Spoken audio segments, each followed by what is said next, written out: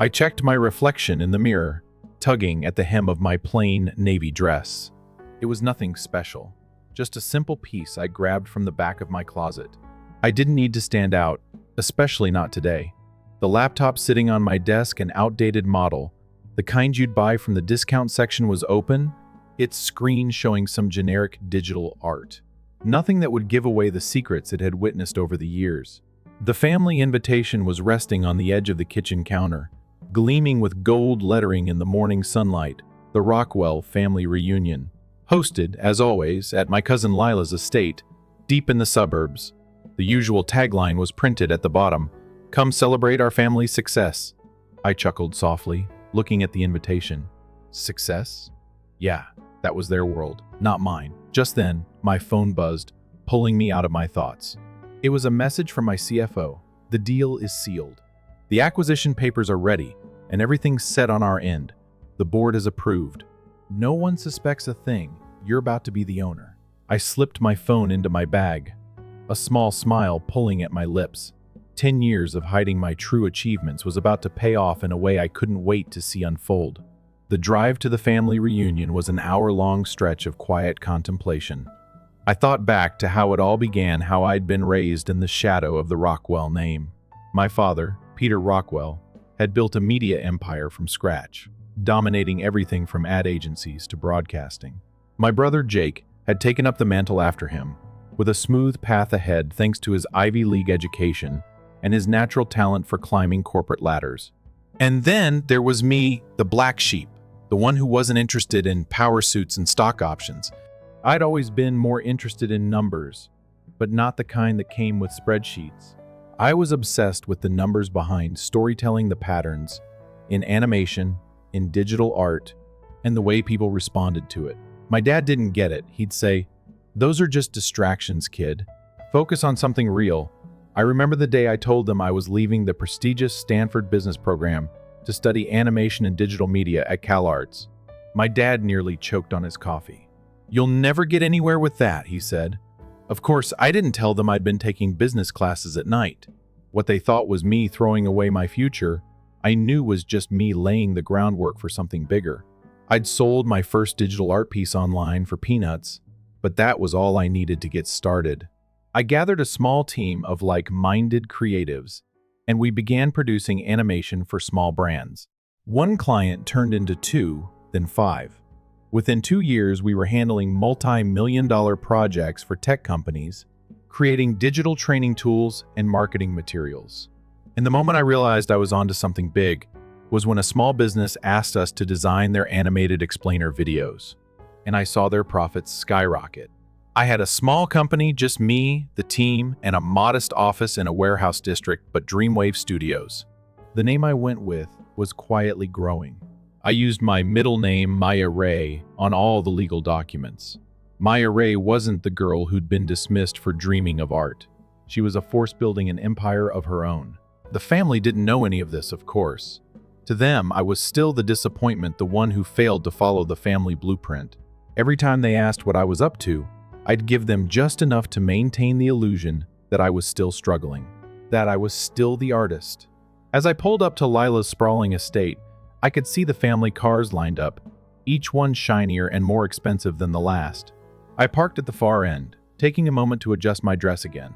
The last thing I wanted was for them to see me as anything more than a humble artist. "Hey, Maya, you actually made it," Lila's voice called out as I walked up the long driveway. Her sharp eyes flickered over me, probably sizing up my outfit, no doubt wondering what designer label I was wearing this time. But I'd kept it simple. A navy dress, flat shoes, 0 accessories. Nothing for them to envy. I offered her a hug, feeling her calculated embrace that was just a little too stiff. "Traffic," I explained, offering a half-hearted excuse. "And I had to finish a commission." "Someone actually paid you for your art?" she asked, eyes narrowing. She tried to make it sound like a compliment, but the sarcasm was thick. "Yeah, just a small corporate video, nothing exciting." She nodded with a look of thinly veiled disbelief as I followed her into the house. Lila's mansion was exactly as I remembered: oversized rooms, marble floors, expensive art on the walls. Every inch of it screamed success. but a very specific type of success, the kind that comes with power and status, not creative vision. The great room was already buzzing with relatives, the air thick with talk of mergers, investments, and new ventures. My brother, Jake, was holding court with a group of investors.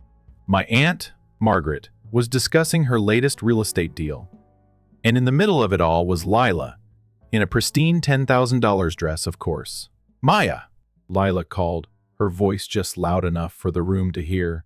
"You look comfortable. How's the art business going?" Her eyes sparkled with amusement, but the question was all too familiar, loaded with judgment.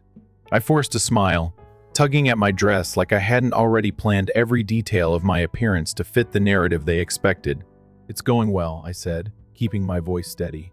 "Still working on small projects, nothing big yet." Her eyes twinkled with superiority. "Well, we've been making moves in the digital space. It's all about corporate training now. Maybe you could give us a hand, help us with some animation work." I almost choked on my drink. Animation? Lila's company, the one she built from her father's legacy, was considering moving into animation? I bit back a smile. This was why I'd spent the last year acquiring small tech companies with a focus on software and digital content. I wasn't about to let the Rockwells, with their legacy mindset, enter my field, not without learning the hard way that the world of art and technology wasn't as separate as they thought. "Animation, huh?" I asked casually. "Sounds like a fun side project. Are you sure it's not too creative for the corporate world?" She laughed, but there was an edge to it. "Oh, Maya, it's all about scalability and market trends. The creative stuff? We leave that to people like you." But they didn't know. They had no idea that by this time tomorrow, Dreamwave Studios would own everything they'd built. They would be mine, all of it. The evening carried on, and as I wandered through Lila's grandiose house, I couldn't help but feel the growing tension between us all. The Rockwell family was a machine, everyone had their role to play, and I was just the odd part that never seemed to fit. But tonight, something was different. I could almost taste the anticipation in the air. It wasn't about the business talk or the constant boasting. It was something deeper. I knew that in a matter of hours, everything would change. The family reunion felt like it was moving in slow motion, like a play where everyone already knew their lines but was still waiting for the final act. Lila kept slipping in little jabs, pretending to offer advice in the most condescending way possible. "Maya, I've been meaning to tell you, you really should start thinking about branching out more. Think big. There's so much potential in what we're doing. Think big." I almost laughed at the irony. If only she knew just how big I was thinking. But I kept my smile in place, nodding along, pretending to be the younger, naive cousin she thought I was. "Thanks, Lila. I'll think about it." I knew she was watching me, so I made sure to sound just grateful enough, but not so enthusiastic that she'd catch on. The last thing I wanted was for her to realize how badly she was about to be outdone. Around the room, conversations shifted from merger talk to stock prices and acquisitions. I caught my dad in a corner, grinning as he shared the latest rumors about a potential deal with some big tech company. He was so wrapped up in it all, so completely sure of his empire, that he had no idea he was about to lose everything. I'd heard the jokes, the mocking comments, the subtle digs all night, but none of it had affected me. They didn't know who I really was. They still saw me as the girl who couldn't get her life together, the one who was always dreaming of things they didn't understand. "How's the animation going, sis?" Jake asked, leaning against a pillar and sipping his wine. "Still drawing cartoons?" There it was again, the old judgment.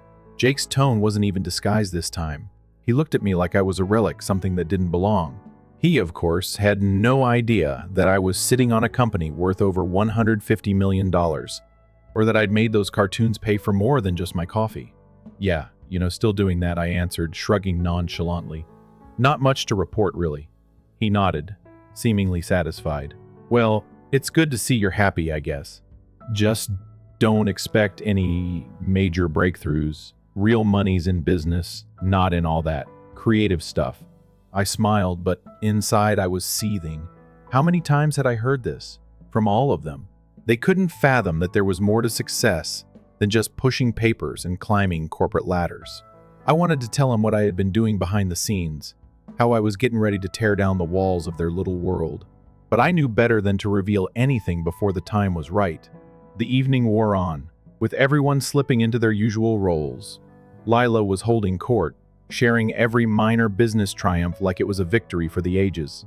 My father was telling anyone who would listen about how his latest venture was going to change the tech industry. And Jake? Well, he was off making deals and pretending to be the next big thing in corporate America. I made my way through the house, taking in the high ceilings, the marble floors, the ostentatious decor. It was all a symbol of their wealth, their success so easily achieved through their names, their connections. But it was hollow. There was no substance behind it, not like what I had built. I stepped out onto the balcony, the cool night air a welcome relief from the constant buzzing of the party inside. The view from here was incredible. Lila's mansion sat at the top of a hill, with the city lights stretching out below. It almost felt peaceful, but the stillness only made the truth more obvious. I was about to take everything. My phone buzzed in my pocket. A quick glance showed that the final pieces were falling into place. The sale of the tech conglomerate was complete. The press release had been approved, and the board was ready to transition into the next phase. It was happening. Tomorrow, everything would change. I couldn't help but feel a rush of satisfaction. They thought I was the underdog. They thought they had it all figured out, that their world of spreadsheets and investments was the only way to make it. They didn't know what it took to make something real.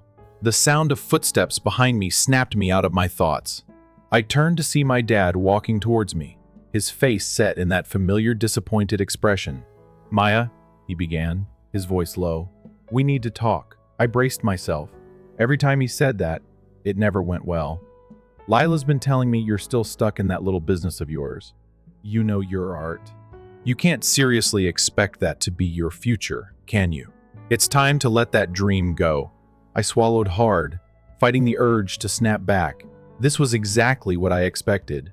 I nodded and offered a strained smile. "I'm happy, Dad." "Really," I said softly, trying to mask the quiet rage that bubbled up inside. "I'm doing just fine. Just fine," he repeated, shaking his head. "Look at Lila. Look at Jake. They're successful. You're wasting your potential on drawings. You could be so much more. Just think about it." I felt my breath catch in my throat. I knew what he was implying. He wasn't just talking about business. He was talking about me, about my choices. I could feel the weight of his words, the years of disappointment behind them. But then the realization hit me. They're going to regret this. All of it. I excused myself from my father's presence and returned to the party. The night dragged on, but my mind was already 2 steps ahead. The endgame was in sight, and I was finally going to show them all that success doesn't come in the package they think it should. It was getting late, and I decided to slip away to my room to check on a few things before the big reveal. But as I climbed the stairs, I heard Jake's voice once again, loud and clear from down the hall. "If Maya really wants to be taken seriously, she should at least dress the part," he said, laughter following his words. "I mean, what's with the simple clothes? Doesn't she know this is a family event? You have to look the part to play the part." The jab hit its mark, but I didn't flinch. I knew exactly what I was doing. Tomorrow, they were going to see me for who I really was. I opened the door to my room and immediately sat at my desk. I was still riding high from the deal, but it was time to focus. I opened my laptop and double-checked the final documents, ensuring everything was ready for the next morning. I took a moment to appreciate how far I had come, how every rejection, every sarcastic comment had led me to this very moment. Tomorrow, they would understand. The next morning, I barely slept. I kept thinking about the moment when everything would change, the feeling of finally revealing the truth. Every hour that passed felt like an eternity. The calm before the storm. By the time the sun was fully up, I was already dressed and ready. My usual attire, my artist disguise, was swapped for something that screamed confidence. A tailored black blazer, a crisp white blouse, and sleek, well-fitted trousers. It was a far cry from the comfortable look I wore to the family reunion, but I wasn't here to blend in. I was here to claim what was mine. My phone buzzed. Another message from my assistant. "Everything is in place. The board is ready for you." The feeling of finality was settling in. No more hiding. No more pretending to be the underdog. Today, I wasn't just an artist, I was the CEO of Dreamwave Studios, and I was about to take the tech empire that had once been out of my reach. I grabbed my bag, slid into the back of a sleek, black car that had been waiting for me downstairs, and watched the city streets blur by. The ride was smooth, but my mind was racing.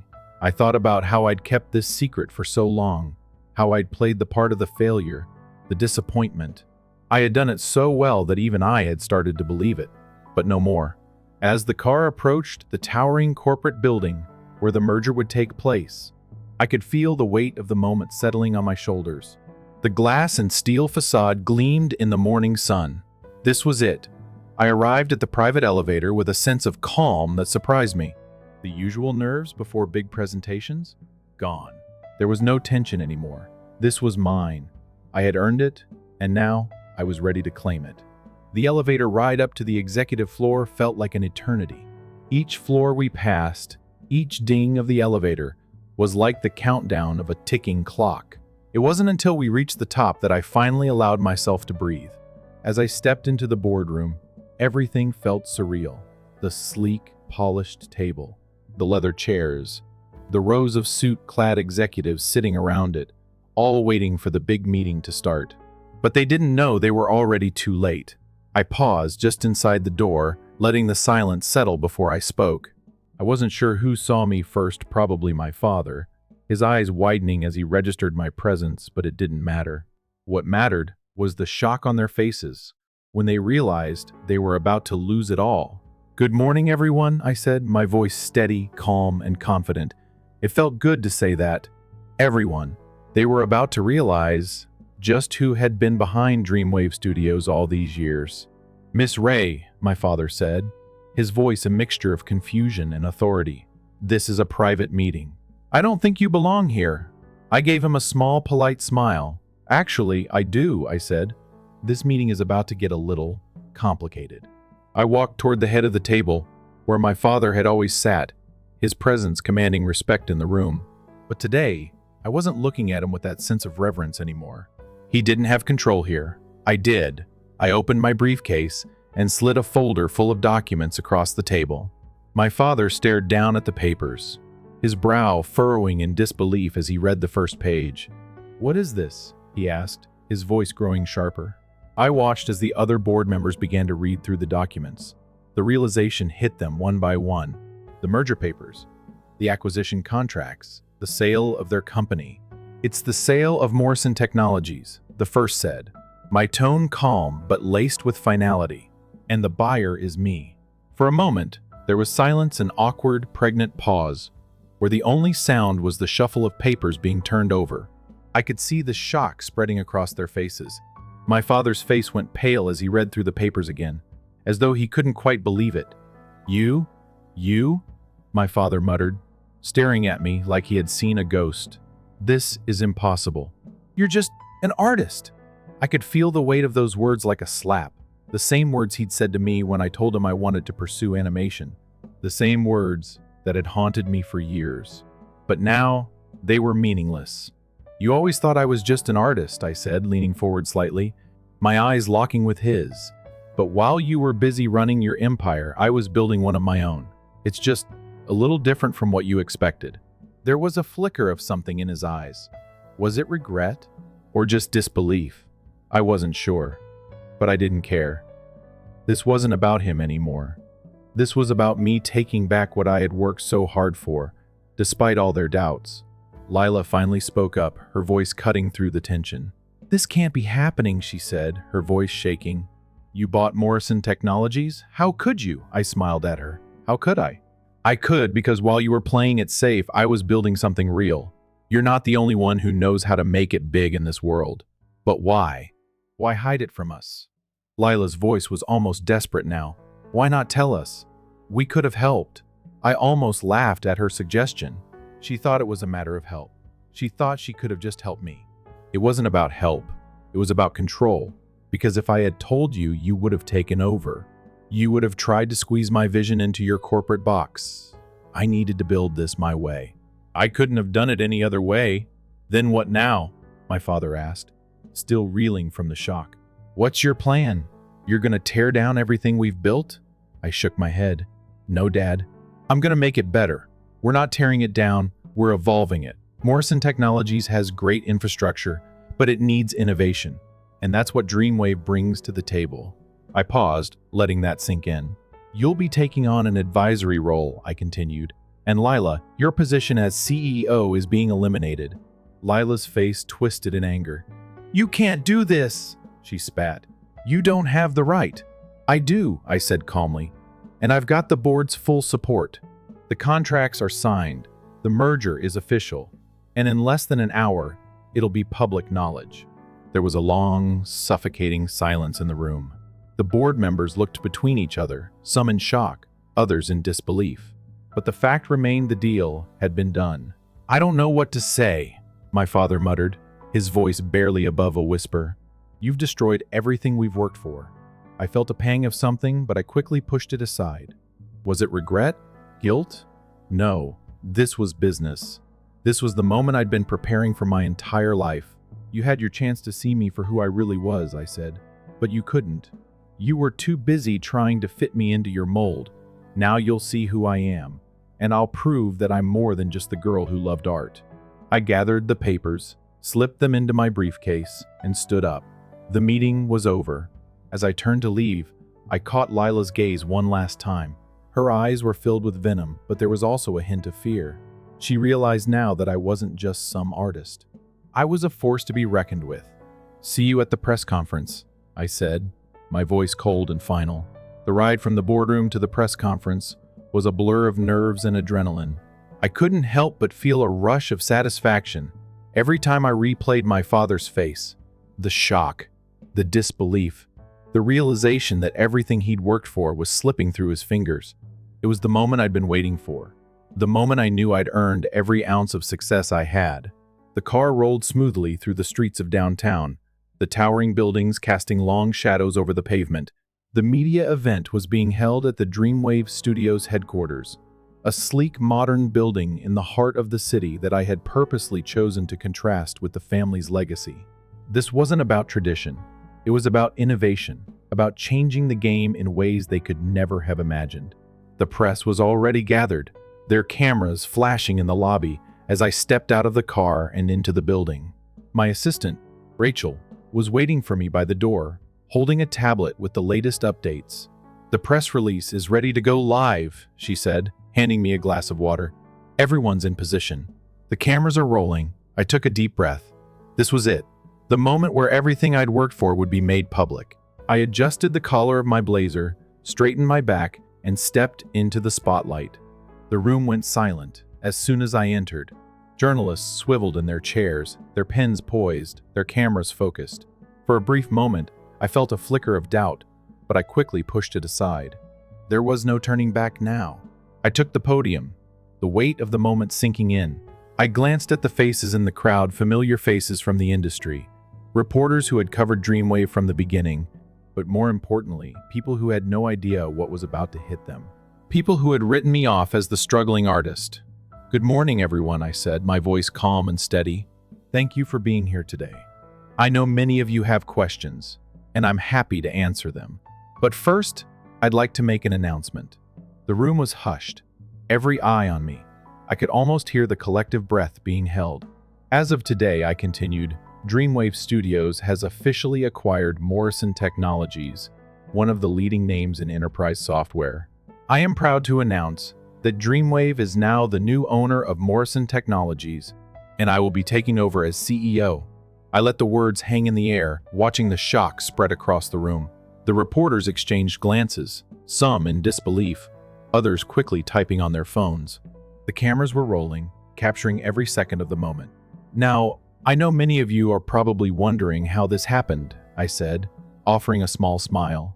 The truth is, I've been building something for the past decade, a company that combines the power of digital animation with cutting-edge technology, a company that bridges the gap between art and business. And today, I'm proud to say that we've reached the next phase of our journey. The room buzzed with murmurs, but I held up a hand, silencing them. Morrison Technologies was a company that, at its core, had incredible potential, I said, but it was stuck in the past. It was built on traditional methods, on old ideas, that no longer served the future. Dreamwave brings something different, something that will revolutionize the tech world. I paused, letting the weight of my words sink in. We are going to focus on innovation. We are going to bring the best of animation, AI, and digital media into the tech industry. We're going to create experiences that go beyond the screen. We're going to change the way businesses think about digital content. I could feel the room shifting. The reporters were no longer just typing, they were listening, absorbing every word. "Let me be clear," I said, my voice hardening slightly. "This is about more than just business. This is about vision. This is about the future. And the future is going to be built on creativity and technology, not old-school corporate structures." I watched as my words took hold. The press was hungry for more. They wanted to know how I'd pulled it off, why I'd kept it a secret for so long. They wanted to know everything, but I wasn't here to give them answers to all their questions, not yet. I glanced at the clock on the wall. It was almost time for the press release to go live. I could feel the anticipation in the air. The entire world was about to find out what I'd been building. "We're not just acquiring a company today," I said, my tone growing more resolute. "We're creating the future of tech, and this is just the beginning." With that, I stepped away from the podium and let the press swarm. The questions came fast, one after another. Everyone wanted to know how it happened. How did the quiet, underestimated artist from the Rockwell family become the CEO of Dreamwave Studios and the new owner of Morrison Technologies? How did I keep such a monumental deal under wraps for so long? But instead of answering every question, I simply smiled. I didn't need to explain. The truth was clear now. I had earned my place. As I moved through the crowd, I caught a glimpse of a familiar face in the back. Lila. She stood in the corner, her face pale, her eyes wide with disbelief. She had come to the press conference, thinking it was just another opportunity to showcase her latest business moves. But today, she was watching her own empire fall apart. I gave her a small nod, acknowledging her presence without saying a word. Her eyes narrowed as if she were trying to figure out what to do next. But I knew she had already lost. The press was on my side now. The world was about to see me for who I really was, someone who had worked for this moment, who had fought for every step forward, even when no one believed in me. The press conference was a whirlwind, but I made sure to keep my composure. This was my time, and I wasn't about to let anyone take it from me. I had built this empire, and now I was going to show the world what it meant to truly succeed on my own terms. As the reporters filtered out and the cameras began to pack up, I stood there for a moment, letting the silence settle around me. The weight of what I had just done was starting to sink in. This wasn't just a business deal. It wasn't just about animation or tech or even Morrison Technologies. This was about proving to myself and to everyone else that I wasn't just the girl who followed dreams. I was the one who built them. The next few days blurred together in a whirlwind of press coverage, meetings, and strategic decisions.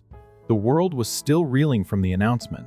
My name was everywhere on the front page of newspapers, in the headlines of industry magazines, and trending on social media. The story was all anyone could talk about. Maya Ray, the quiet artist from the Rockwell family, had not only taken down a tech giant but had transformed the digital landscape in the process. For the first time in my life, I was getting the recognition I'd always wanted, but not in the way I'd imagined. I'd never thought that success would feel so hollow. I sat in my office at Dreamwave Studios, the sleek corner suite overlooking the city skyline. The windows were floor to ceiling, and the light poured in, bright and full of promise. But as I stared at the view, I couldn't shake the feeling that the battle wasn't over. I had won the war, yes, but the aftermath was proving to be just as complicated as the journey itself. As the days passed, the board at Morrison Technologies went through the motions. They were formally transitioning to their new roles, but I could feel the tension hanging in the air. The executives who once treated me as invisible now had to answer to me. My father's former colleagues, those who had once looked down on my little art business, were now sitting across from me in meetings, discussing how to merge their old world with the new one I was building. The most challenging part, however, was dealing with the aftermath within my own family. My parents had always been my greatest critics, but I hadn't expected the fallout to be this intense. The morning after the press conference, my phone had been buzzing nonstop. At first, I thought it was the media reaching out for more quotes or interviews, but it was something else entirely. Mom, Dad, and of course Lila. They were furious. Mom's voice trembled when I answered, "Maya, we need to talk. This is all too much. Why didn't you tell us? You've embarrassed your father, embarrassed the family? Do you have any idea what this is doing to us?" I could practically hear her wringing her hands on the other end of the line, her usual air of polished composure completely undone. I had expected disappointment, but hearing the desperation in her voice, hearing the panic, it shook me more than I cared to admit. "Mom," I said, my voice steady despite the knot in my stomach. "I didn't do this to embarrass anyone. I did it for me. I've spent years working toward this moment. It's not about you or Dad. It's about my future." She paused, and for a long moment, there was only silence. Finally, she spoke again, quieter now, almost pleading. "But why keep it a secret? Why not let us in? We're family. We should have known." I rubbed my temples, trying to keep my cool. "If I had told you, you wouldn't have understood. You would have tried to control it. You always do." Her voice cracked as she tried to get the words out. "You didn't have to hide from us, Maya. We would have helped you." One swallowed hard. I couldn't explain to her how many times I'd heard those words, only to realize that help wasn't really help. It was about control, about molding me into the perfect Rockwell heir. And that was something I'd never been willing to be. Before I could respond, she hung up. My finger hovered over the screen, but I couldn't bring myself to call back. It was hard enough to hear that disappointment, let alone face it again. I tried to push the emotion aside, but the truth was, even now, my mother's words stung. Then came the inevitable call from Lila. "Maya, you need to listen to me," she started, her tone sharp, much like it had been during our last conversation at the family reunion. "What you did, it was selfish. You've ruined everything. You're not just taken over Morrison Technologies. You've torn apart the family legacy." I wanted to laugh, but I didn't. Instead, I leaned back in my chair and let her words wash over me. "Lila," I said, trying to keep the calm in my voice, "I didn't tear anything apart. I built something new. You just didn't see it because you were too busy trying to run a company that's stuck in the past." There was silence on the other end of the line before she responded, her voice cold. "This isn't over, Maya. You may have won today, but I'll make sure you regret this." I hung up without saying another word, staring out the window at the city below. I had won, yes, but it was clear to me that the war wasn't over, not by a long shot. The people I had spent my life trying to impress, trying to prove myself to, were now my enemies. I thought back to the night of the family reunion, to all those little comments that had been aimed at me like daggers. "You could have been someone, Maya. You could have been important." Well, I was important now, but it wasn't the validation I had imagined it would be. I found myself replaying the moment in my mind, the moment I stood in front of them all and revealed my success. I had expected triumph. I had expected to feel victorious, powerful. But all I felt was the weight of the years I'd spent hiding behind a facade. And that feeling, the one that lingered even in the face of my greatest success, was confusing. It was supposed to feel like redemption, but instead, it felt like a heavy cloak I couldn't quite shake off. A few days later, things started to calm down, but I wasn't feeling any more settled. My CFO sent over the finalized deal documents for the merger, and I signed them without hesitation. The world had seen me for what I was now, a force in the tech world, a woman who could play the game and win. I had everything I needed to move forward, but there was still something gnawing at me. Why did this still feel so empty? That afternoon, I scheduled a meeting with my senior leadership team. The board members from Morrison Technologies were now formally under my command. I needed to get them on my side, needed them to understand that this wasn't just a hostile takeover. This was an evolution. When they walked into the conference room, I could see the doubt in their eyes. They had been part of Morrison for years, and now they were faced with the reality of working for Dreamwave Studios, a company they had once dismissed as a fluke. I didn't waste time. "Let's get one thing clear," I began, looking around the room. "We're not here to tear things down. We're here to build something new, something that works for everyone. The old ways don't work anymore. We're going to innovate, adapt, and push boundaries." It wasn't easy. They still had reservations. Some of them questioned my leadership, and some of them were still bitter about the way things had gone down. But I knew how to convince them. I wasn't just an artist anymore.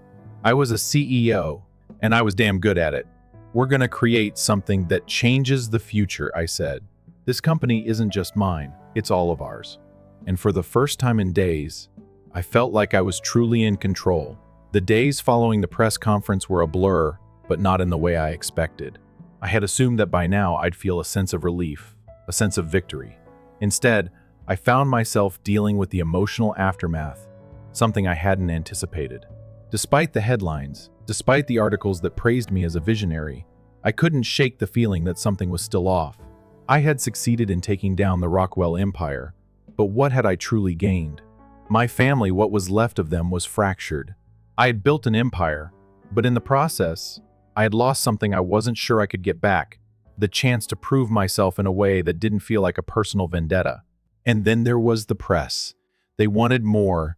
The New York Times, Business Weekly, and every major tech outlet were knocking on my door for interviews. Everyone wanted to know how I pulled it off, how the quiet, artsy black sheep of the Rockwell family managed to steal everything from under their noses. They wanted my story, the truth. But the more I told it, the more it felt like I was being defined by my past. I had learned that the media didn't want to hear about my future vision. They only cared about how far I had fallen from grace and how high I had climbed in retaliation. They wanted the narrative of the girl who had been underestimated and had come back to get revenge. But that wasn't the full story, was it? I spent long nights in the office, poring over strategic plans and meeting with my team. Dreamwave Studios was growing fast. We were already making waves in the tech world, with major deals coming through almost daily. But I couldn't help but wonder, was this really what I wanted? Was I really satisfied with this version of success? The feeling was strange. I had everything: money, power, influence. And yet, I couldn't shake the nagging thought that the real reward was still elusive. The true satisfaction of this triumph hadn't sunk in yet. Not fully. One afternoon, my assistant Rachel came into my office with a folder in her hand. "Maya," she began, hesitating before placing it on my desk. "There's something you need to see." I looked up from the proposal I had been reviewing, already exhausted from back-to-back meetings. "What is it?" "It's from Lila," she said softly. "She left it at the front desk this morning. It's addressed to you, Lila." I hadn't heard from her since the press conference. Part of me thought she would have tried to fix things by now, but I hadn't expected an actual message from her. I opened the envelope with a sense of curiosity mixed with a touch of dread. The letter inside was typed, not handwritten, a clear indication that this wasn't a personal message, but a formal attempt at reconciliation, or perhaps a final push to reclaim what she thought was still hers. "Dear Maya, I've had time to think about everything that's happened, and I've come to a realization. I've spent so many years trying to prove myself to our father, trying to follow in his footsteps, that I lost sight of the bigger picture. Maybe you were right. Maybe I have been living in the shadow of the past, too consumed by the idea of legacy. But I want to fix this. I want to find a way to work with you, not against you. I realize that our visions may be different, but I believe we can both win. I don't need to be in charge. But I want to help build something new. We can do that together, if you're willing to let me. I know I've been hard on you, and I'm sorry. This family needs healing, and I think we can start by working together. Please, Maya, think about it. I'll wait for your response." Lila, I sat there, staring at the letter. I wasn't sure what to make of it. Part of me felt like I should dismiss it as just another attempt to reclaim power. But another part of me recognized something different in her words. There was no hidden agenda, no condescension, just a genuine offer to move forward. I felt conflicted, unsure of what to do. Lila had been my rival for so long, had belittled me, dismissed my ideas, even when I had given everything to make them a reality. But this letter, this was something new. Maybe it was a chance to rewrite the narrative, to put the past behind us and build something that was truly ours, together. Or maybe it was just a well-crafted attempt to buy back control. I pushed the letter aside and tried to refocus. There was work to do, but the letter lingered in the back of my mind, the thought of it gnawing at me throughout the day. That night, as I sat at my desk, the decision weighed heavily on me. I had everything I had ever wanted: money, power, success, but was it enough? Was the legacy of my family worth rebuilding? Or was it time to let it go and build my own? I had spent so long fighting for this moment, for recognition, for validation. But now, I wasn't so sure I wanted to hold on to it anymore. I opened my phone and scrolled through the messages from my team. Business was booming. Our next big project, an animated AI-driven training program for an international client, was moving forward faster than anticipated. Everything was clicking. But somehow, it didn't feel like the big win I had imagined. Suddenly, I felt the weight of the decision hanging over me again. The choice between continuing on the path I had forged, in the relentless pursuit of success and power, or stepping back and considering what I truly wanted for the future. The next morning, I called Lila. I had thought about it long and hard, and I realized something. There would never be a perfect moment for reconciliation. But maybe, just maybe, the right time was now. Maya? Her voice was tentative when she answered. I got your letter, I said, cutting straight to the point. I've been thinking about it. I'm not sure where we go from here, but maybe we can figure that out together. There was a pause on the other end of the line. You're serious? I am, I said. But this won't be easy. We can't just go back to the way things were. No, we can't, she said quietly. But I'm willing to try if you are. I leaned back in my chair, a deep breath escaping me as I let her words sink in. This wasn't just about business anymore. It wasn't about revenge or proving anyone wrong. It was about building something bigger than ourselves, together. And for the first time in a long time, I felt like I was finally moving forward, truly moving forward, not just in my career, but in my life. A few months later, Dreamwave Studios and Morrison Technologies had merged into a new entity, something more innovative, more creative, more powerful. The vision that had once been mine alone had now evolved into something that reflected both of us. And as for my family, we were still figuring things out, but for the first time in a long while, I felt like we were all headed in the same direction. There was still work to be done, still challenges ahead, but I wasn't afraid anymore. I had built my empire, not just for the revenge I once craved, but for the future I wanted to create. And now I was finally ready to enjoy it for myself, and for the family that was starting to understand that success wasn't just about what you built. It was about how you built it. As I stood in my office, watching the city light up below, I smiled. I had learned something along the way. The art of success wasn't in hiding your strengths, or pretending to be something you weren't. It was in embracing who you were. All of it, the artist, the leader, the dreamer, and letting the world see it. That was the real masterpiece. Story 2. After becoming in shape, my wife felt she deserved more and wanted a divorce. However, her choice immediately backfired. I am a normal man who works as an IT tech for a local firm at 8 a.m. I never thought my wife would enter the kitchen one day and remark nonchalantly that she was ending our marriage. We've been married for 7 years and together for nearly 10.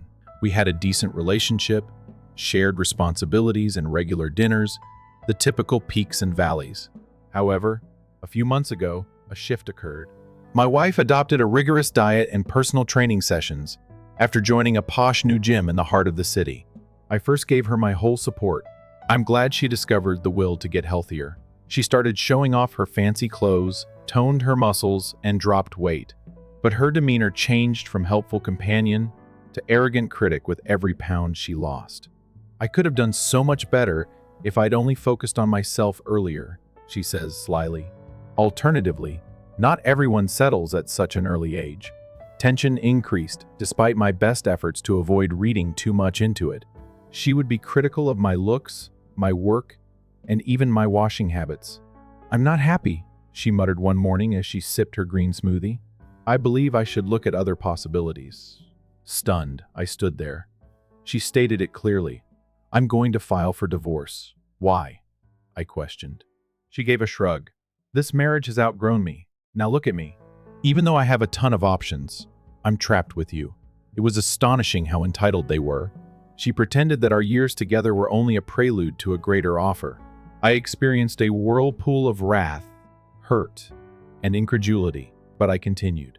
If that's your preference, do what you have to do, I said calmly. Her attorney gave me formal notice later that week. She desired a speedy divorce. I myself sought legal advice. The fundamentals of our no-fault state, he clarified. She may simply leave, but she was requesting more than her fair share of a large payout. The house was everything she desired, a portion of my spousal support and savings. She was entitled, despite working full-time and receiving a respectable wage. I declined. "We may bargain, but be prepared," my lawyer added. "She's obviously attempting to take advantage of her newfound self-assurance to take advantage of you." I gave a sad nod. I made the decision not to simply roll over at that point. I would respond with composure and strategy. She had discovered the hard way that I wasn't so simply defeated if she believed that her newfound beauty allowed her to throw me out for a profit. We had gone into mediation. She arrived with her hair freshly done, wearing a stylish outfit, and made fun of me for letting myself go.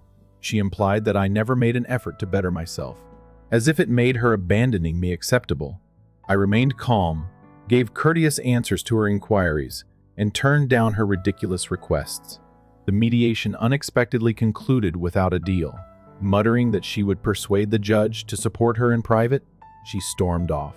I started compiling statements, proof of her financial independence, and other supporting documentation. She boasted to a pal in text messages about improving her life if she wanted to fight. I offer her one. She wouldn't put up with me. After a few weeks, we ended up attending a pretrial settlement meeting. Her attorney said that she was entitled to more assistance as I had prevented her from making the time commitment to become in shape. Riddick was. She didn't have any kids to take care of and had a steady career. She also decided to visit the gym. I didn't stop her. When I brought this up to my lawyer, he grinned. "Do not be concerned. That will be exposed by a judge." In the meantime, my wife started acting more arrogantly. Still sharing property until settlement, she dropped by the house to get some things and left sarcastic notes telling me to go to the gym or perhaps get a better job. I documented everything, but I chose to disregard these provocations. According to my lawyer, demonstrating her harassing and demeaning actions can affect the judge's opinion of her reliability. As the trial drew near, I found out that she had been seeing a smooth-talking coworker from her gym group who seemed to love her new appearance. She flaunted him in front of mutual acquaintances at neighborhood eateries, making no secret of it. I received word. Rather of feeling envious, I felt oddly resolved. Let her take pleasure in the attention. I concentrated on my plan in order to guarantee a just distribution of assets according to our contributions and present earnings. My attorney filed a move. We pointed out that, thanks to her side consulting work, she now makes almost as much as I do, and occasionally even more. We revealed how she had abruptly taken up the narrative that I was unmotivated and lazy. We did, however, have earlier emails and texts in which she commended my support and steadiness. In court, these inconsistencies would be significant. She also employed devious tactics. My credit card provider called me one morning to inform me of some questionable purchases. An attempt had been made to use a shared credit line we didn't use frequently. Both names were still in use. It was my fault for not canceling sooner. She had reserved an opulent spa weekend. I informed my attorney about the charge and contested it. This demonstrated her readiness to take advantage of our joint assets while we were going through a divorce in our state. The assets acquired during the marriage are examined by the judge. Our modest home and some savings held the majority of our wealth. She said she deserved a nice place, so she demanded the house. I suggested that she pay me half of the house's equity if she wanted to buy it out. She objected, stated that she needed to regain her new entitlement to a certain lifestyle, so I should just give it to her. My lawyer and I came up with a plan as the day of the court drew closer. Her conflicting statements expose her attempts at financial manipulation and demonstrate that she was more than capable of supporting herself. We also gathered friends and character witnesses who knew I had helped her change who she was. When prompted, they attested that I never impeded her development. This would refute her allegation that I hindered her progress. A chilly resolve took hold of me. The person in front of me now seemed like a stranger, even though I used to love her very much. She would find that the legal system would not allow her to fulfill her fantasies if she believed that being attractive and having a better figure allowed her to crush me beneath her heel. It was court day. We took separate seats. Our solicitors are muttering plans. My wife had on a form-fitting suit, chin up, confident she could charm the room. I wore a clean, basic outfit, focusing on facts, not theatrics. The judge entered. We rose and proceedings began. Her lawyer started with a sob story, how she'd grown as a person, realized her marriage was stifling, and now needed compensation to move forward. He painted me as complacent, unwilling to meet her new standards. My lawyer patiently waited, then began dismantling their argument. He presented financial documents showing her stable income, her lavish spending spree on the joint credit line, and her mocking notes. I watched her face as each piece of evidence fell like a hammer. The judge's eyes narrowed at the credit card, stunned. My lawyer then questioned her fitness claims. Did he ever stop you from going to the gym? She admitted no. Did he ever prevent you from advancing your career again? No. Each answer chipped away at her narrative of victimhood. We introduced text messages from her to her friend, and finally had enough to get a real catch going to dump him and upgrade the friend's reply. Careful, he might not go down without a fight. The courtroom fell silent as the judge read these messages. My wife squirmed, realizing the mask of innocence was slipping. Under cross-examination, she got defensive. She tried to justify her words. I was venting. I didn't mean it literally. The judge seemed unimpressed.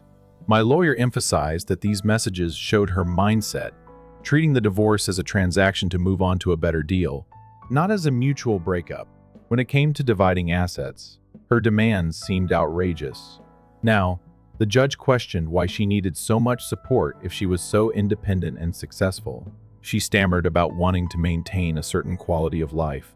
The judge reminded her that divorce in our state aims for fairness, not luxury, at the other spouse's expense.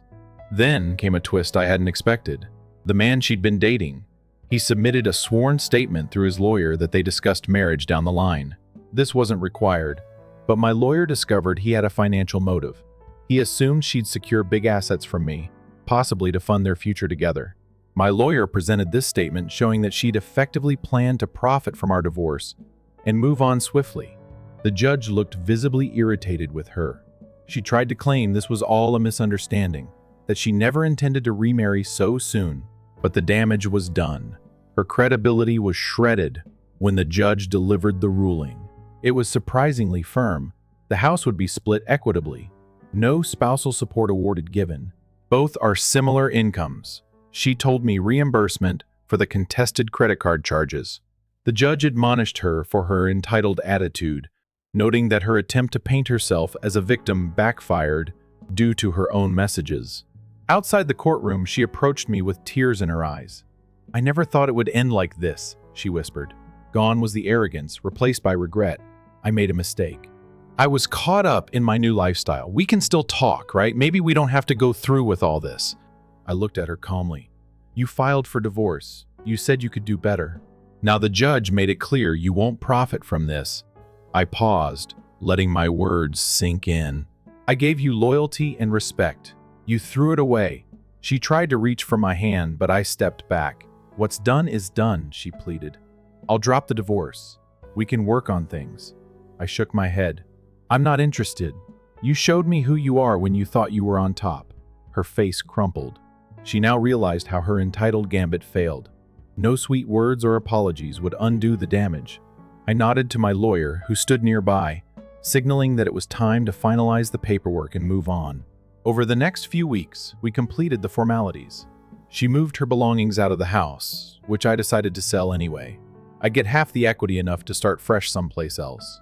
The relationship ended with her gaining nothing extra. Just the bitter memory of how she overplayed her hand. I didn't celebrate or gloat publicly. I simply moved forward with my life, free from her toxic games. A few mutual friends commented on her regret. She complained to them that she made a rash decision, that she shouldn't have tried to squeeze me dry, but none of that mattered. The court order stood, and I had no desire to reconcile. She'd face the consequences of her arrogance. Word got around that her new boyfriend vanished once he realized she wasn't bringing in a windfall. She ended up alone, minus the marital perks she'd once enjoyed. In the end, I discovered that not all transitions are favorable. She enhanced her physically, but lost her moral compass. She regarded me as disposable, a stepping stone. Instead, I maintained my ground, declined to be used, and came out with my dignity intact. If she feared she'd regret leaving, only if the money wasn't good enough. Well, she got what she deserved. Actions have repercussions. With my portion of the stock, I'm looking forward to a calmer home. Maybe a smaller home, closer to the city. I still do my work, still like simple pastimes. I'm not bitter, just smarter. She intended to upgrade at my expense and ended up degrading herself into a hole of remorse. Story 3. John threw a divorce lawyer's business card at me without asking, even though I hadn't seen him in a month. Are you all right? Or how do you feel? Divorcing a non-working wife. Give me $1,000 in alimony each month. It sounds excellent. Be careful. As he said this, John laughed, and Emily, standing next to him, was putting her arm around his with a similar arrogant look.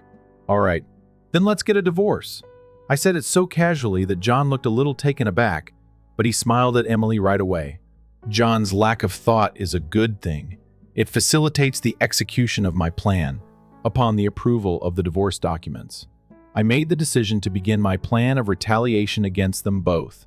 To celebrate my recuperation, I'll make them weep. You can call me Sarah Wolf.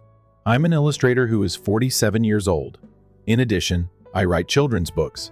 I really like sketching. John and Emily are two of my childhood buddies.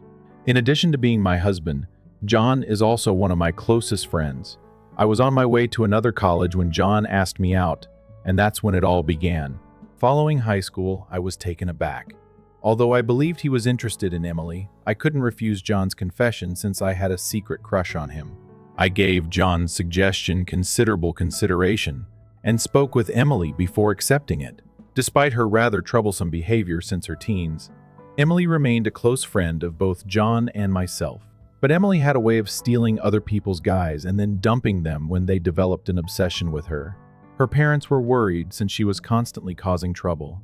John and I so frequently visited her to keep an eye on her. At the age of 25, John and I were married. Emily brought her fiancé into our life 4 years later. He was a professional named George who worked for a prestigious corporation. It's good to meet you, John and Sarah. You've been talked about a lot, eagerly awaiting our shared future.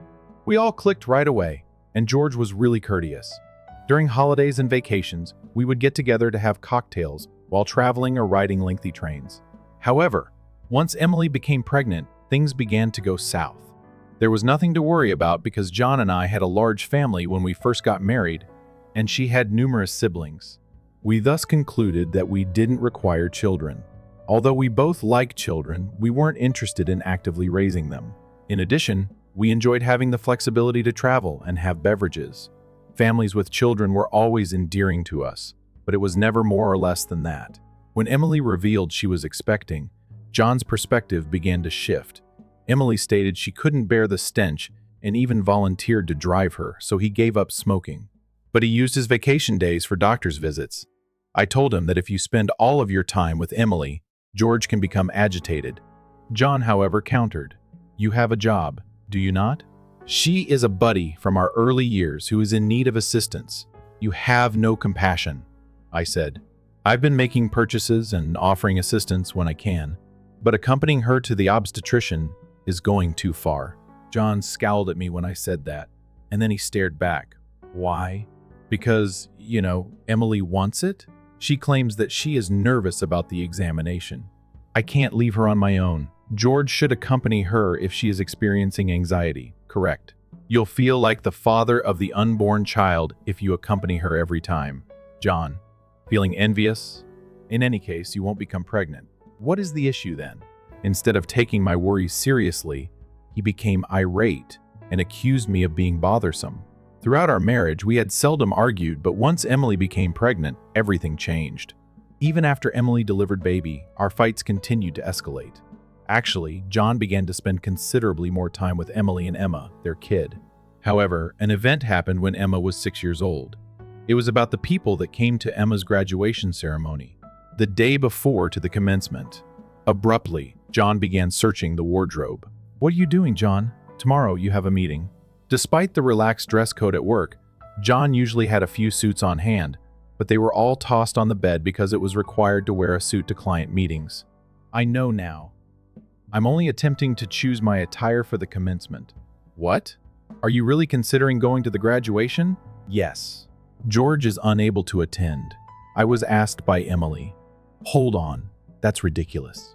Regardless of your point of view, I unintentionally raised my voice in denial. John's face instantly became sour. I had picked Emma up from kindergarten myself, and I knew he did it sometimes, as prompted. But for a childhood friend who wasn't even a biological parent to be present at a graduation ceremony was absurd. What? You still have doubts about Emily and me? That you are unable to assist at all disappoints me. The point isn't that. Point? Anyway, make sure to properly iron a shirt because I'll be at the graduation tomorrow. After saying that, John abruptly ended the conversation, walked away from me, and disappeared into the bedroom. I was forced to give Emily a call. Hi there, Emily. Approximately tomorrow. I apologize for tomorrow. John, I'm borrowing. Will George, however, not be displeased with the graduation attendance? Sarah, what are you talking about? Obviously, I haven't told George that the graduation is tomorrow. I'll tell him after the ceremony.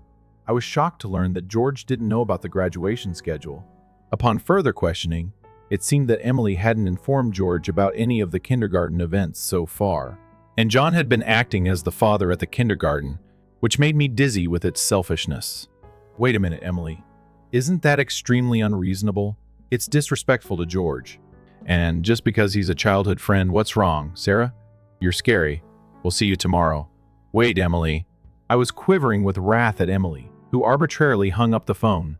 Still, in the end, I ran a shirt, prepared to tie, and the next morning saw John after Emma's graduation ceremony. Since then, Emily and John started going out more regularly from once a month to once a week, and eventually to 3 times a week. Eventually, even George seemed to have some misgivings. And one day, while John and Emily were gone, he visited our house alone. I'm sorry for visiting you late at night. There's something that's been worrying me. Is it about the 2 of them? Yes. I would like you to have a look at this. George showed me the GPS history he had inserted in Emily's car. She had been staying, it was evident, 3 times every week. I stayed at a hotel. She was out with John all those days. Just by observing George's expression, I knew what that meant. George, what would you want to do? Those 2 deserve my retribution. I agree. They betrayed this, and I can't forgive them. We began quietly plotting our retaliation against them after all this time. I began by raising my salary because I had been saving money by taking care of Emma and doing housekeeping. My salary had dropped sharply. George made the decision to work from home. Additionally, John would bring Emma to my place so that we could look after her together while Emily and John were out. We were able to obtain reliable proof, and neither Emily nor John were aware that we were aware of their connection. When we were prepared to exact our retribution and had gathered sufficient proof, we learned something startling about Emma. After much deliberation, George and I decided to wait until Emma was an adult before exacting our retribution since we didn't want to harm her as a child. But despite our decision to persevere for 10 years, I had a severe disease. I would not be released from the hospital for at least 2 years, and I need long-term care. I could work from the hospital room, though. I would undoubtedly need to lessen my workload. After explaining the circumstances to George. But I spoke with John first. John's response was the same as it had been throughout our small conversation. I'll come see you occasionally. John didn't even inquire about my health or the name of the ailment, which made me feel as though he no longer cared about me. Actually, John barely came once a month or once every 2 months, and Emma began acting oddly after turning 15. She used to come see me nearly every day after I was sent to the hospital, but once she turned 15, she started to distance herself. But even after asking Emma, George and I were baffled and unable to determine why. Don't worry about it, she said. But John, who didn't always come up, ended up telling us why. Hello, a long time has passed. Indeed, it has. John entered without knocking, his appearance fully changed to one of ostentation. After a month of not seeing him, without even asking, John threw his business card at me like a divorce lawyer. Are you all right? Or how do you feel, divorcing a non-working wife? Give me $1,000 in alimony each month. That's the matter. So be careful, John said with an ear-to-ear smile. Emily, with a similar smile on her face, put her arms around John's beside him. All right, Then let's get a divorce. John appeared surprised for a second when I agreed casually, but he and Emily soon smiled back at one another. John was not a profound thinker, which was a good thing. That's the reason my idea was so successful. John notified me that the divorce was finalized. Therefore, I made the decision to begin my plan of retaliation against them both. To celebrate my recuperation, I'll make them weep. And I immediately got to work. To move hospitals, I first got in touch with George. I then told my lawyer that going forward, they would mediate the dispute between the two sides. At the same time, George started acting. He and Emma relocated close to my new hospital, and he began coming to see me often. Even though Emma's face remained grim, I was glad she visited me each day. Since the majority of my possessions were already in the hospital room, I instructed John to get rid of the remainder. I didn't want to bring anything into my new life that they might have touched. John called me after everything had calmed down with the hospital transfer and George and Emma's move. After just a few minutes of getting up from my seat, my phone had displayed 30 missed calls. Exasperated, I picked up the phone. What the devil is happening, I ask you? Behind John's frantic speech, I could detect the voice of a distressed real estate salesperson.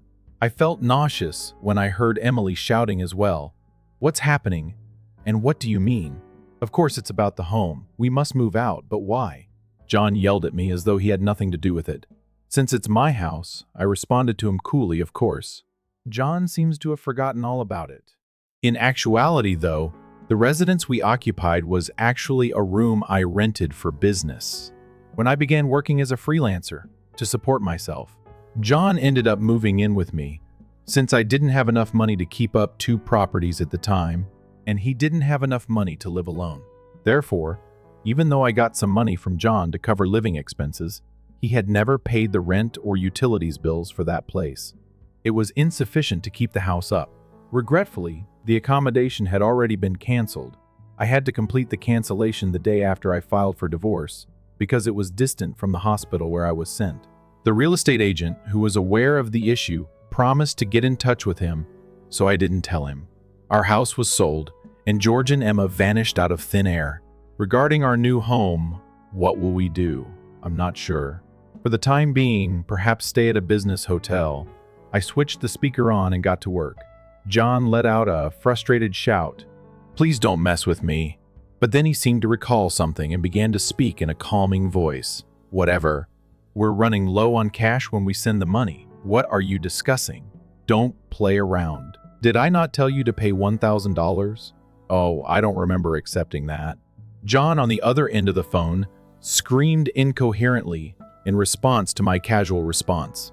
Evidently, he had been wasting money because he believed he could get it from me.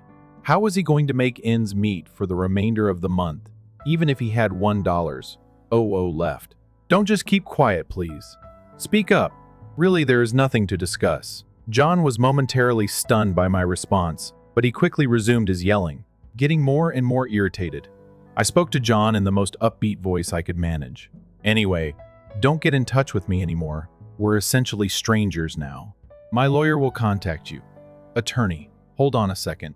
Without hearing John's answer, I hung up. He made multiple attempts to call me back, but I ignored him, and eventually the calls ceased.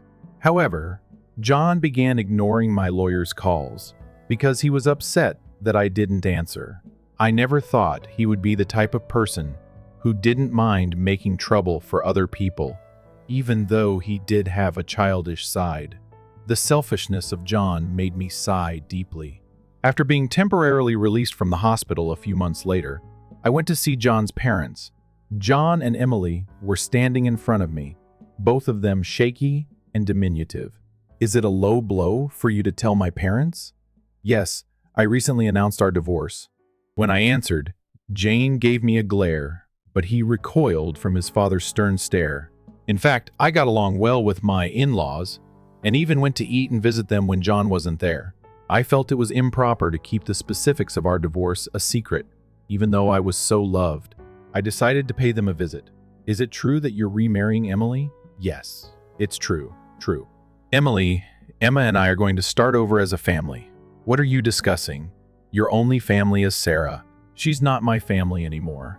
John's words made his father frown with a look that seemed to say, give me a break. John shook his head a few times, then handed me a piece of paper. It was a bill from a nearby luxury hotel. "What's this?" "It's the bill from the hotel we stayed at," John, acting as if it was obvious, pointed at the bill on the table, then suddenly collapsed. "Oh, what the heck, Mom? I didn't raise you to be like this." My mother-in-law, gasping for breath, was met with a look of disbelief from John. Next to him, Emily wore the same expression. "Why are you so angry? It's just that the family is changing. Because I'm getting married. Plus, you'll have a grandchild. A blood-related one at that. Aren't you happy?" "You two didn't," my mother-in-law, looking as if she couldn't believe what she was seeing, glanced at Emily, then turned her gaze to me. Both my in-laws understood that I didn't want children and still treated me as their own daughter. Of course, they treated Emily, my childhood friend, similarly. But there was always a boundary between a daughter-in-law and a friend. I remembered Emily often complaining about that, so I was certain my mother-in-law wouldn't be happy about the situation. And Emily should have known it too. "You dote on Emma, right? It'll be your grandchild, so you'll be happy, right? It's because she's a child. I've known since she was little." "Oh, but half of her blood is from John, right?" Even after all this, Emily, showing no sign of remorse and acting as if she couldn't understand the problem, gave me goosebumps at that moment. Someone who had been silent until now spoke up. "Enough already, it's disgusting." Hot. Emma, who had been playing with her smartphone in the corner of the room, spoke to Emily without looking up. The room fell into a stunned silence. "My dad is the only one I consider my father, whether we're related by blood or not. He's the only one. But you know, John has always been the one to attend your school events. I heard everything from Dad, how he was always informed of the event dates after they were over, how finally even the events themselves were withheld from him. But Dad always said I was his daughter. So I am his daughter and I will never be yours." Emma scowled at Emily when she stated this. Then sitting next to me, she turned to a more worried tone. "You know, when I found out about this, I assumed you would hate me. But Dad stated that wasn't the case. So I came here today. Emma, I love you so much. You were very wonderful to visit me every day while I was in the hospital. I was extremely delighted." Sarah. Emma, presumably relieved of her worries, teared up and held me hard. "It may indeed be a kid emerging from an affair between John and Emily, yet it's a youngster I've taken care of for 15 years. There's no way I don't feel affection for her.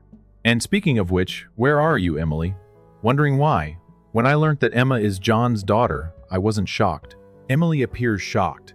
Before she could say anything further, someone else came in. "We were aware from the beginning. Actually, George came out of nowhere 10 years ago. She had lately unilaterally wanted a divorce, alleging irreconcilable differences. So it makes sense. I was taken aback when you brought up divorce. Oh, and you're still not divorced, which is awful. I still have the divorce paperwork. Have you not seen my deduction?"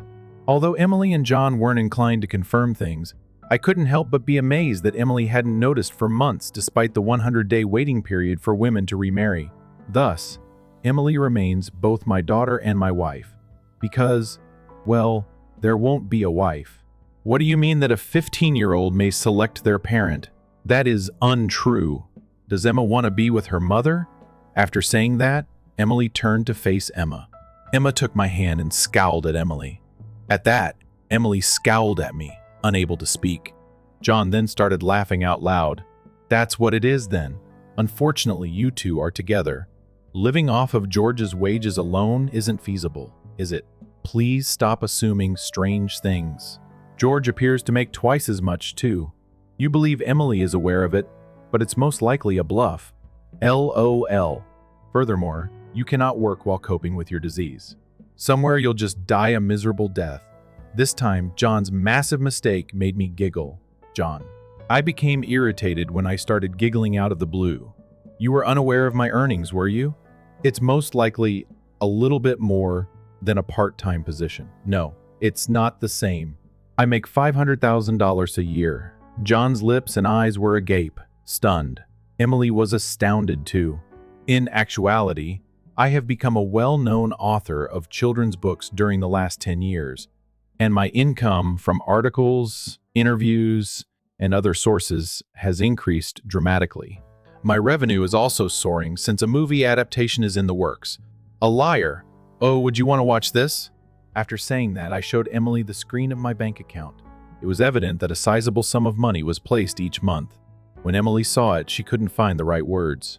Let's all get back together, Sarah. What are you saying? John's statements infuriated Emily. The money has blinded them. After observing them in silence, I opened my mouth. Feel free to marry if that's what you desire. Oh, and I will accept the damages payout without a doubt. Sarah, hold on, Sarah. Ignoring what John had said, I took Emma's hand and left my in-laws' house after bidding them farewell. John used to work for my father-in-law's business, but he was sacked after it was discovered that he had been lying about going out for sales. My father-in-law intended to work him into the bone by forcing him onto a friend's fishing boat. John, who prefers to stay indoors, found working on a fishing boat difficult, and he got in touch with me many times. However, I informed my father-in-law each time, and soon the calls ceased. Emily and George were divorced when Emily lost custody. She didn't appear interested in John, who didn't seem to pursue him and couldn't afford luxuries. She lived alone in a dilapidated flat after being shunned by her family. Since marriage, she had not worked at all, and because she had always relied on people to perform tasks for her, she was unable to accomplish anything on her own. Furthermore, she could find very few employers willing to recruit her on a full-time basis. Nevertheless, she was still required to pay child support and living costs. She so took on many part-time jobs and struggled to make ends meet. Emma put in a lot of effort every day after high school to study abroad and get into a renowned institution abroad. Her goal is to translate my picture books and distribute them to kids worldwide, which makes me delighted because she is a really hard worker. As for me, I'm getting a lot of offers for Anna and product adaptations, and my picture books are selling well. My condition is also improving nicely, and although I'm still in the hospital, my doctor just said that I might be able to go out next year. One other thing too. Every day George and Emma pay me a visit. In fact, George recently told me that he was planning to get married again. Even though I haven't responded yet, I can't help but feel something for him. After I come out of the hospital, he wants to live with me. While considering how to respond, I hope for a pleasant future for us while I work on my picture books every day.